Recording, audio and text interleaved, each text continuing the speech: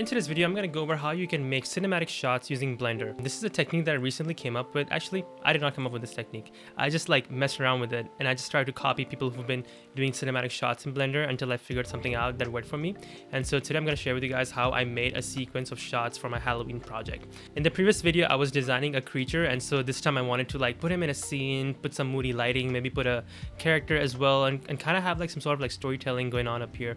I wanted to make something horror, so it just fit the mood perfectly, and it came out really good. And it's the first time that I was doing something like this, so I'm really excited to share with you guys what I made up here. Alright you guys, so this right here is my Blender file, and as you can see, it's nothing complicated, it's just a very small scene. I just have this, this cool set dressing of some sort, and then I got my main characters up here. Then we got a bunch of cameras up here and maybe a little bit of lights up here. So now before I get into any of that, let's talk about references first, right? Now when you're doing this, have a plan of some sort, especially when you're trying to make a sequence of shots, because you need things to flow more naturally. This right here were references when I was building the character itself. These are some references of myself inside of my house, because at first I thought it'd be cool to have maybe the character be in a garage or something, because I was just doing a one-shot image. But then later I was like, okay, let me just do something that's more sequential, more cinematic. And then this is a sequence from the movie Valentine, where essentially, I haven't watched the movie, but essentially it looks like it's one of the slasher movies.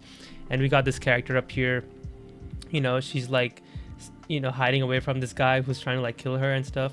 And what I'm looking here is the framing of everything. These shots, they're more medium shots. And then a shot like this is more like an establishing shot, right? So I'm looking at the different camera angles they're using to convey or tell a story. This right here is the same thing from the same movie. In this, it's a little bit different. We got this character walking inside a room with a gun in her hand, and then an establishing shot of the interior part. Close up on her again, and she walks up here, and it's building up anticipation of her walking up the stairs. And suddenly this dude comes up, and then they both fall, and then, we see the gun down here. Then they both fall down the stairs and they're up here. And then this right here, these two are from Resident Evil 3. And so this is how I came up with an idea. I was like, okay, so let me just do something like this that's a little bit more simplified.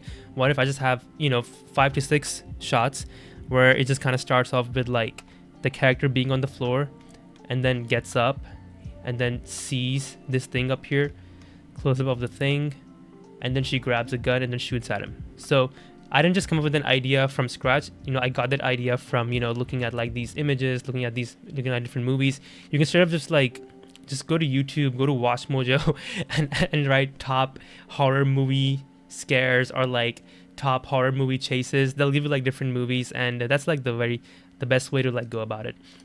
Now from there, when I knew the kind of shots I wanted to make, I decided to build my scene. So now this creature right here, it looks a little weird because I end up messing around with this geometry. Now ideally you would want to rig it if you want to get look at this neck, god. If you want to get perfect geometry, I would highly recommend rigging it, but I still don't know how to rig inside of Blender, so I just ended up let me show you. If you hit tab, so if you hit tab and then you have proportional editing selected, if I select all this, actually you should go to wireframe, kind of select all this. And now if I press G on my keyboard to move it, you see this little circle, so it kind of proportionally moves it a little bit. So you can adjust the pose of your characters to some extent. It's not going to be accurate, but if it looks good enough for the shot that you're trying to go for, it just works out. It's like a little hack. You can kind of do stuff like this or something. So that's what I was doing. That's how I was editing my character, because I did not want to rig it. So let's go and look at our scene right here. And I had 2 versions of this guy. This is the part where he got shot, right? So I ended up moving his neck a little bit with the same technique. And this was the initial part because I wanted him to look down at the character. The character itself is just a character from Mixamo. I had different animations for her. There's one where she was on the floor. There's one where she was grabbing for the gun, and there's also one where she was shooting the gun. The gun, I just got it from Sketchfab, so props to the guy who made the gun, because this gun was awesome. Let me go ahead and render this real quick, just show you my preview. this is what it kind of looks like right now. So as you can see, for lighting, I have like one main spotlight that's coming from the top, and then I have like some tiny lights on the side, just so that I can add a little bit more interest, you know, a little bit more lighting on him as well. And then for the part where like he got shot, I had a point light, you know, because when you shoot someone, it gets brighter in that area. So let's look at the camera settings. So I got 1, 2, 3, 4, 5, 6. So I have 6 different cameras for each shot. So don't use one camera and just move it around. Have like separate cameras for that, because you know it helps out in the long run. Let's say you have to like move your camera around and you want to go back to your previous shot, but if you moved it, it's like it messes it up. You can't get that exact angle back. And if you click on the green up here, you can like toggle between your active cameras, right? So it's pretty cool. Right now they look weird. So like let's go to camera 1, right? So in this shot, what I had, let me move this guy. I'm gonna move him, I'm gonna move her and the gun. Okay, we're gonna move him to the side. I had this model right here. Let's move her here. She was like kind of like that. Then I had this right there. I think he was a little something like that. So that was the first shot that I did, pretty much. And for this, the lighting that I had was just a top-down lighting right here, and then I had another spotlight here, and it was like a little less intense. And for the camera itself, let me look at the camera, the settings for the first camera right here. So the focal length, I set it to 20 millimeters. Whenever you're like in a smaller area, it's always nice to have like a smaller focal length, because then you get like more distortion, and then you're able to like fit more stuff inside of that scene for small spaces. And then the other cool thing that really sold the piece was a depth of field. I've noticed that whenever, that's the secret sauce, I want to say. When you use depth of field, it kind of blurs out, it like focuses on like your main object right here, like if I click on him, and then it's gonna blur out the surrounding objects to some extent. So let's go ahead and render this from the camera view. So if you see closely, like she's blurred out a little bit, and you can like exaggerate this more in Photoshop with the Gaussian blur. But then like he's like this guy right here, his body's a little bit crisp, and so that creates like more, you know, focus on our scene, like more drama as well. All right, so that's what I was doing. Let's go to shot number 2. And then now here, what I wanted in this shot was, I want like her body to be like half in shadow, you know. And now here, I still like have the creative liberty to like change my lighting a little bit. Like you don't have to stick with one lighting. And whenever people are making movies and stuff, they're not just using one lighting setup for each scene. They're constantly moving around their lights and stuff. So I would definitely be open-minded about that, and just like, you know, move around your stuff. Like maybe I can like do something like this. I think I did something like this. Rotate it a little bit. And so like it's dark up there, so we're looking more at her now. You know, you definitely like play around with it. You know, I wouldn't get it right the first time, because my settings did get changed a little bit. Ideally speaking, this was like a destructive way of working. Like I should have made another light up here and used that instead. So that I wasn't like messing around with my lighting setup for the first one. But you know, yeah, it's a learning experience. But that's kind of like how I wanted that shot. And then like, let's look at this shot right here. The close-up of this guy's face. Oh my God, his teeth are missing. I think there's somewhere up here. I had another thing for his teeth. I wonder if I can like, yeah, that's what his teeth supposed to look like. Okay, never mind. Screw it. Anyways, now for a close-up shot, I changed my camera focal length to 70 millimeters. If I do 20, look what happens. If I zoom in on this guy now, there's like way too much distortion on his face, you know? And ideally speaking, whenever in movie shots as well, I've noticed that whenever they do close-ups, they always use like a larger focal length. So with 70, you get like, you know, you get the features a little bit more better looking. So that's roughly how I did that second shot up here. Sorry, second, yeah. I think I messed up the order of things. So the first shot, this is the second shot. This right was the third shot. But roughly, you know, that's how you do it. Just like for each shot, you just like change your lighting setup, change your camera angle, make it look like really nice and moody and cinematic. And I was constantly looking at my references as well, trying to figure out how they were like framing it. You know, like see like they got that nice little rim light here on her head. You know, as she's walking up, you know, there's like a little bit of light up here so that, you know, the silhouette pops out. And, you know, so just looking at those little tiny details. And then for this camera shot right here, what I had, let me move her. So this shot was where she was grabbing the gun. And for that, I'm going to change my model like that. Something like this. And then let me see where the gun's at. So the gun's right here in her hand. So you see how like just having the depth of field turned on, like her hands are blurred out and the gun's gonna be here, so it's gonna focus on the gun, right? Actually, it's focusing on the tongue right now, but I need to change that. So let me do a Shift D, put that here, let's bring it down like that maybe. Here you go with a nice little gun. And then I'm gonna go click. Now if you can't find your camera up here, right, you can always like this right here, overlays. I turn this off when I'm rendering stuff on preview because it gets distracting. But if you turn it back on, you see these red dotted lines. If you click on it, it'll select your camera. For here, I'm using a 30mm focal length. And there's no set in stone up here. So between 20 and 30, you just gotta see. And so let's cancel, and I'm gonna take this and focus it on the gun now. So now the gun is in focus. Look at that, look how amazing it looks now. Oh my God. When this shot happened, I was mind blown, you guys. I was like, oh my God, yes. So depth of field, use depth of field. Getting cinematic shots, depth of field. This one was the shot where she picks up the gun and now she's about to shoot. So what I'm gonna do is now change my model again. And if you notice, I'm keeping it like very simple, you know? I'm not like at crazy HDRIs, crazy lighting of some sort. No, it's all about the simplicity. The less lights you have, the easier it's gonna be for you like to control everything. Now, if it was an outdoor scene, then yeah, I mean, you know, it depends what scene you're working on. All right, and then I had a point light right here where her hand was.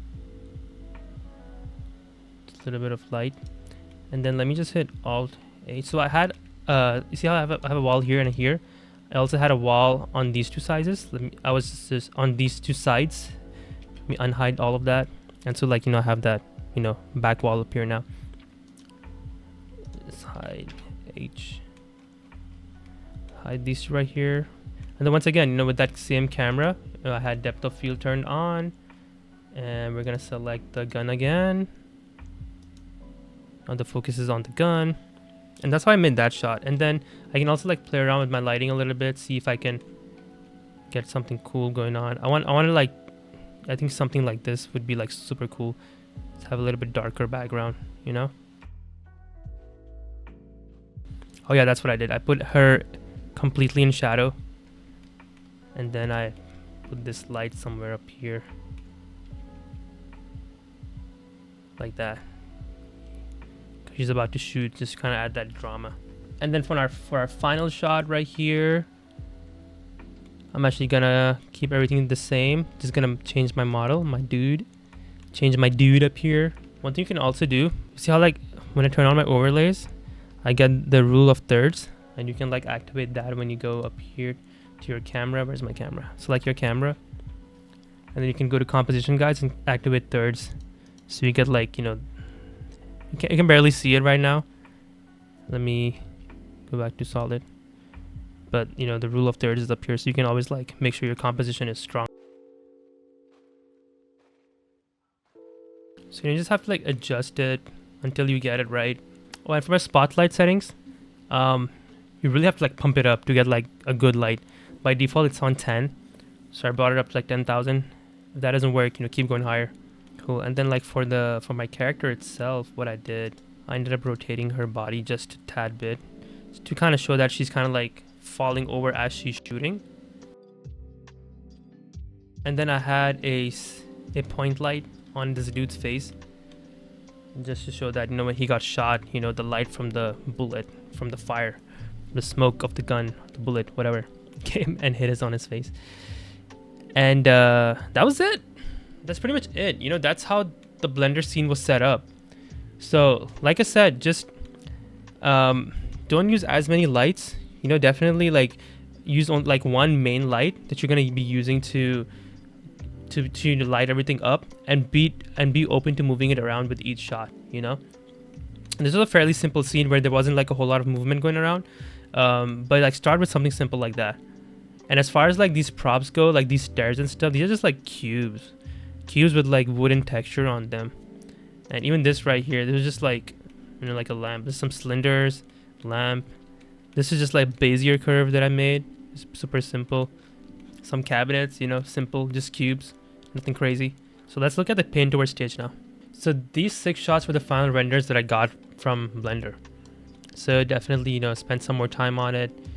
And then now the goal is that, okay, we got these nice renders, so, but they still look very 3D, you know what I mean? There needs to be some sort of like even like right here, look at all this weird thing, texturing that's happening here. So I need to like fix all that now.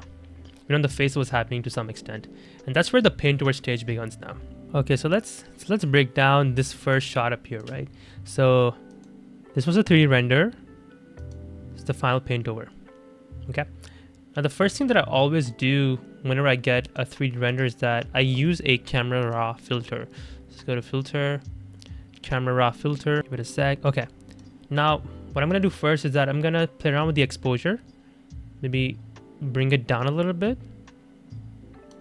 Contrast, maybe we can like play with the contrast a little bit, see what works, what doesn't. So I just pull these sliders left and right. Like this right here looks good because I feel like it's creating a little bit of haze up here. And then shadows, we can maybe like push these, maybe pull them out of the way.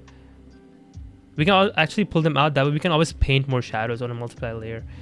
And then whites, you know, bring those down. Blacks, maybe pull these left and right a little bit, you know. So there's that. And then color, I usually, this temperature one is like the one that I love the most. If you like, you know, go all the way here or, you know, left and right. And for this scene, I want it to be like more cooler.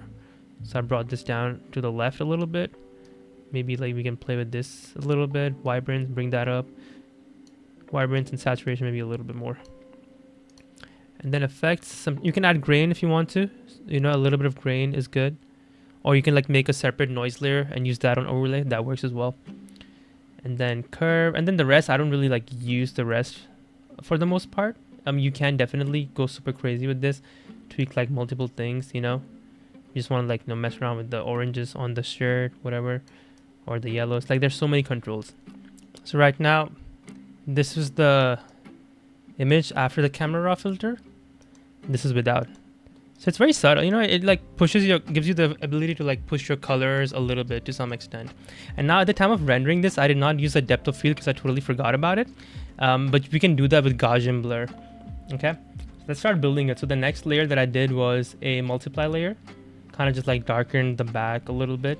And I'm also constantly like looking at my value read, also like making sure I have like a nice value read. And when I look at it now, it's like this part is like super dark and like you can't even like see like the arm. And so I ended up painting it a little bit here. That way like we can, you know, see like the body. You know, we're just like grabbing a soft round brush, it's color selecting from the back and just painting it. And then here I painted some more. I feel like, you know, some areas were like super shiny, like on my character up here. And so I just like painted on that a little bit. Some normal texture brush, a little bit on the tongue as well. And then here I painted some highlights on my dude right here, on the teeth, on the face, you know, just a tad bit. Just slowly start building it up.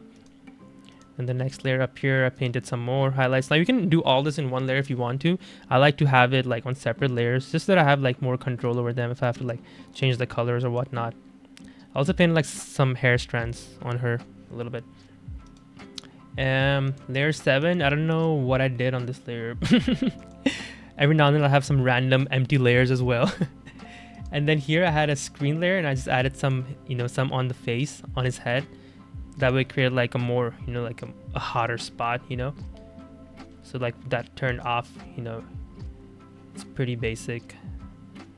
And then here it's like, ooh, wow, that kind of thing. It's more like an angel coming down, but he's here to kill you instead. And then here, right here, oh, this technique was super cool. You see like these brush strokes. My friend Justin showed me how to do it. And my friend Chris, he does this on his piece all the time too. And so I was like, I finally asked him like, hey man, how the hell do you do this? But anyways, it kind of works with any texture brush. Honestly, I don't know why I'm overthinking this. Pull it down like that. Something like that, okay? Do this. Take here, stretch it out all the way.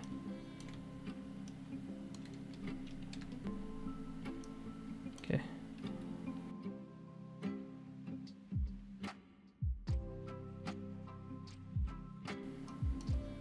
Okay, we're gonna put that on overlay. Lower down the opacity a little bit. Really down. Like if you use the color black, you're gonna have to lower it down like a lot.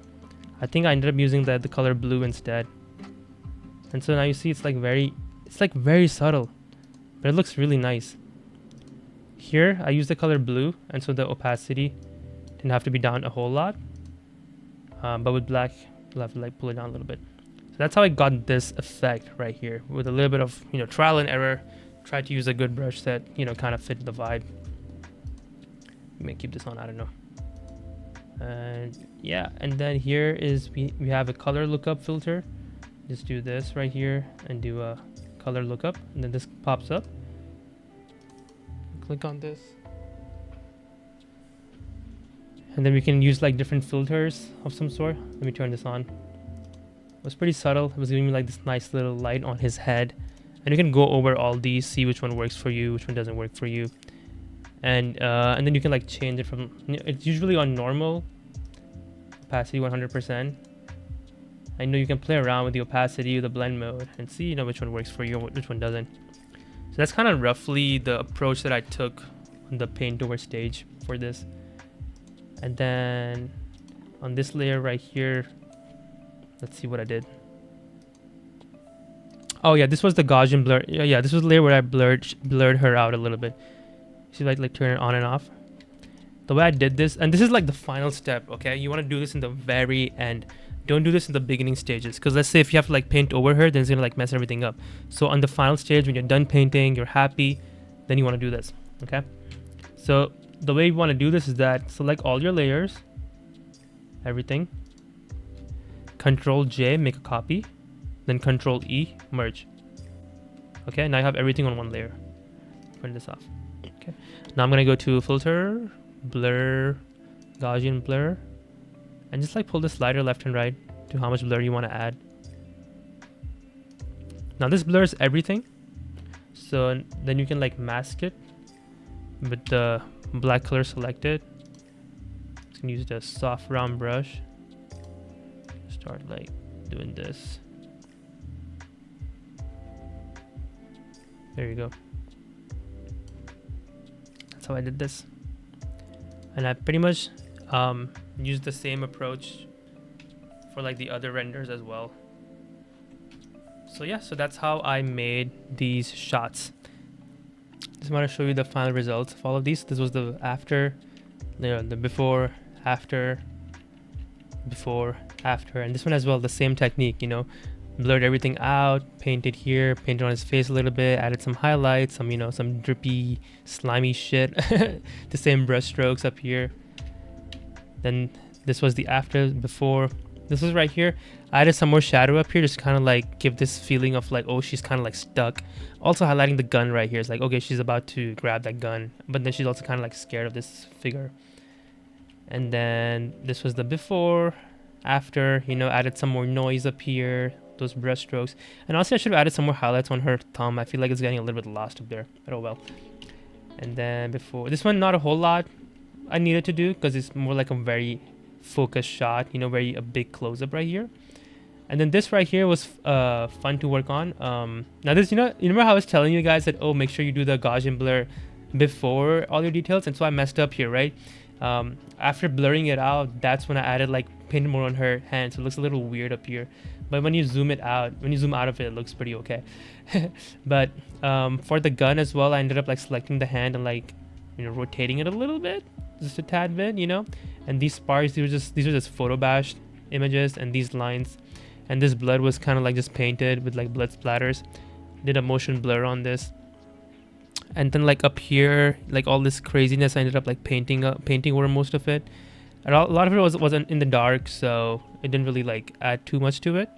but I should have painted a little bit more. I did all these paint tours in like a day because I had a portfolio review, and so I wanted to like get something done. But doing these little things is just like more than enough, and this is kind of like the ideation part for the portfolio.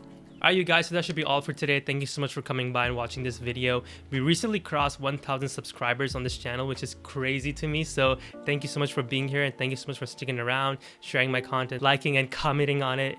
It really means a lot to me, and it motivates me to like make even more stuff every week. So we're gonna keep going at it. We're gonna keep making more stuff. I'm gonna start making more stuff every week, or at least try to make something that builds up towards a final piece. That being said, thank you for being here, and if you guys need any help, if you have any questions about anything, let me know. Leave them in the comment section, or reach out to me on Instagram or ArtStation.